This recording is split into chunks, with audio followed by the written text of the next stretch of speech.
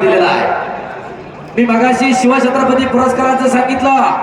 महाराष्ट्र शासन दरवर्षी क्रीडा क्षेत्रामध्ये प्रत्येक खेळामध्ये सर्वोत्कृष्ट कामगिरी करणाऱ्या खेळाडूला शिवछत्रपती पुरस्कार हा महाराष्ट्र शासनाचा सर्वोत्कृष्ट खेळाडूचा पुरस्कार दिला जातो। तर भारत सरकारच्या वतीने आंतरराष्ट्रीय स्तरावरती भारताला पदक मिळवून देण्यामध्ये कामगिरी करण्यामध्ये करणाऱ्या पैलवानांना भारत सरकारतर्फे अर्जुनवीर पुरस्कार देऊन सन्मानित केलं जातं। आतापर्यंत महाराष्ट्राच्या 5 पैलवानांना अर्जुनवीर पुरस्कार मिळाला। पहिला अर्जुनवीर पुरस्कार 1965 साली हिंद केसरी गणपतराव आंदळकरांना मिळाला। दुसरा अर्जुनवीर पुरस्कार 1999 साली काकासाहेब पवारांना मिळाला।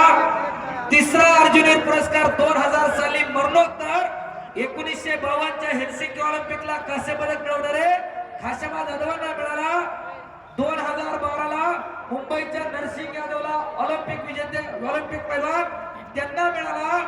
ज्या नरसिंग यादवनं ट्रिपल महाराष्ट्र केसरीची गदा भोसरीला घेतली, दादा आयोजक होते आणि महाराष्ट्र केसरीला 4 व्हीलर गाडी देण्याची परंपरा दादांनी सुरू केली।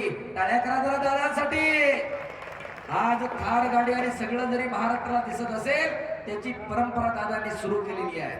आणि 2019-20 ला अर्जुनवीर पुरस्कार राहुल नाना आवारे डीवायएसपी जागतिक स्पर्धेतले पदक विजेते अशा 5 पैलवानांना आतापर्यंत महाराष्ट्रातल्या अर्जुनवीर पुरस्कार मिळाला आहे।